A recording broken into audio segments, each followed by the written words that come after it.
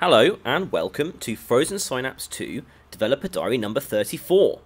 I'm Ian Hardingham, designer and lead programmer on Frozen Synapse 2, and this week we are going to look at an exciting new UI element designed to help more people get into Frozen Synapse. So let's go! But before we get to that, we're going to have a talk about the camera. 2 weeks ago I talked about limiting the zoom level on the game and had a lot of responses, had some responses internally as well, and we are not doing that anymore. You can zoom out as far as you like, which is very nice. In the end, usability is most important amongst everything else, and a few other improvements to the game means that everything's working quite a lot better even at further out zoom levels, so that's good. We are going to keep the minimap. You can see this has improved significantly since last time. It's still very much work in progress. I think we're looking at probably making the non-gameplay areas fully transparent, but this is starting to look pretty nice. Had some really good work by Mango Fusion, the other programmer on Frozen Synapse 2, to render this using all of the proper stuff. So I think that's looking really nice. So even though you are now able to zoom all the way out again, I think that the minimap will still be useful. So there you go. Fret not about the zoom level. Now, I expect most of the people who watch this video are pretty big Frozen Synapse fans who understand how the combat works pretty well. But an awful lot of people actually never get to the stage where they really understand what's happening with the combat algorithm, understand why units win or lose battles. Now, I've always kind of found it fairly obvious myself, mainly because I wrote the whole system, but it's meant to be based on Counter-Strike. Stuff like moving makes your aim worse, being behind cover makes being harder to shoot at. But even if you do understand all the stuff that goes on with Counter-Strike and understand that this is a game that is inspired by that, there are lots of individual little rules that might not make sense to you, rules that have been put in because they make the game better to play, but aren't necessarily the most straightforward thing in the world. For instance, if you're standing in the middle of a map and you are just aiming, not doing anything else, then it doesn't make a difference to your accuracy whether you're ducking or not. The reason for that is basically gameplay. If you have to duck every time you stand and want to camp somewhere, that's just really annoying and it doesn't really add anything.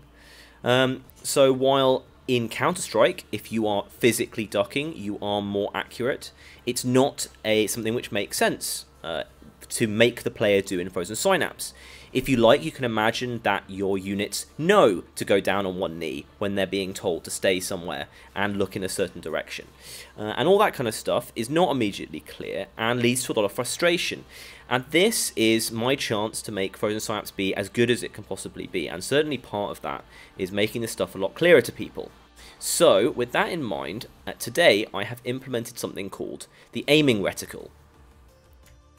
Now, the aiming reticle is this little UI element here. None of this stuff is finalized, this is just programmer lines so far, and our lovely artist Rich will make it look good eventually.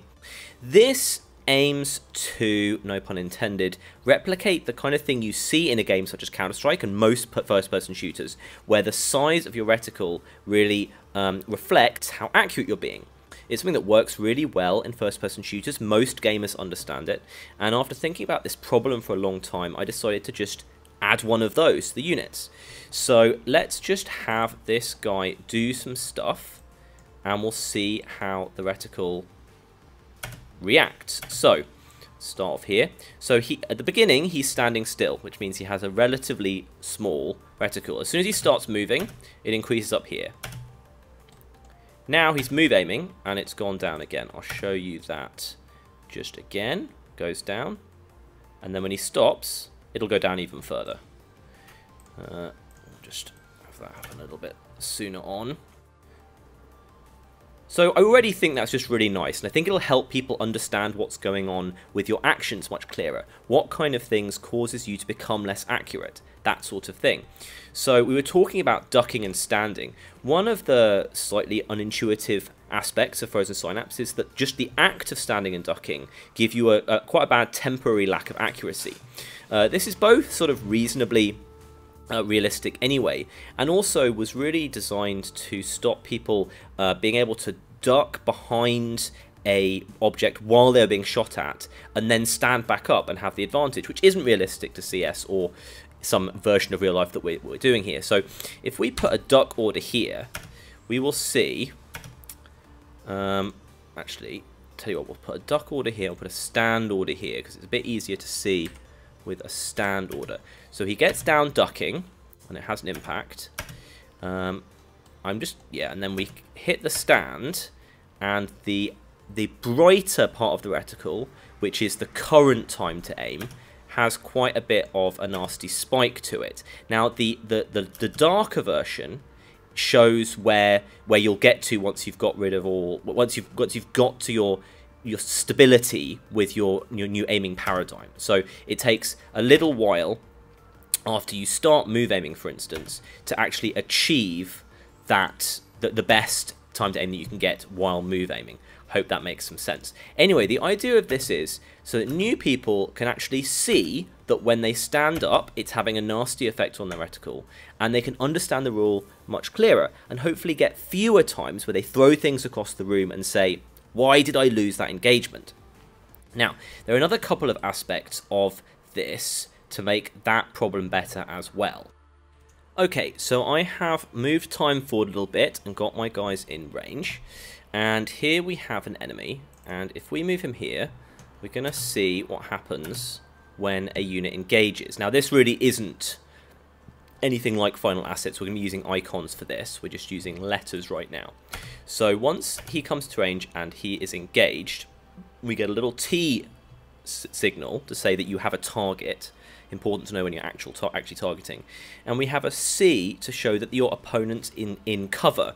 It seems pretty obvious, and generally I've had like the least sympathy for people who don't understand when your person you're firing at is in cover and you're not. But still, it is something that people have difficulty with. So it's just something it's nice to make quite explicit. I'm not sure exactly how we're going to do this for it not to feel really weird, but generally it's important for you to be able to see that your opponent's in cover, and it makes you more just understand better what's going on. Now, this guy is also targeting me, but I am not in cover for him, so I don't get any C and have no cover value at all. Finally, I don't know if I'm quite arranged to do this actually. I have to move in a bit further. If I get my guy here and I get him focus aiming, have a nice little indicator for. Oh, he's got confused. Right, okay. Let's get this guy out of the way. And this is just extremely helpful to be able to see when you have focus aim on someone. But we are not even actually seeing this guy, so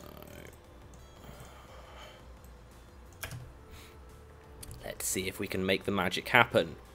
No, we can't. That wasn't in his focus. Exactly. See, this is how useful it is to be able to position the focus diamond correctly. And that is because he gets there before the focus aim is set. Now the focus aim is set now. Yeah, there we go. We have the big F showing the focus aim. Focus aim diamond, something that I think is an excellent addition to the game. Really improves it, but it can be a bit finicky. All the rules around it to make it work properly and to make it work like in Counter-Strike when you are very specifically aiming in a direction. Those can be quite difficult to deal with. So this it's a bit boring, isn't it? Sorry, it's a bit boring. But this kind of stuff is the stuff you have to do if you want lots of people to be able to play your game, or the possibility of that at least. So thank you for listening to this. It's a short one today, no mailbag, I'm afraid. I hope you guys find this interesting, and please give me all your feedback as usual. I'm on the middle of working on this, and any ideas you guys have, we very much appreciate it. So, have a good week, and I'll see you soon. Goodbye.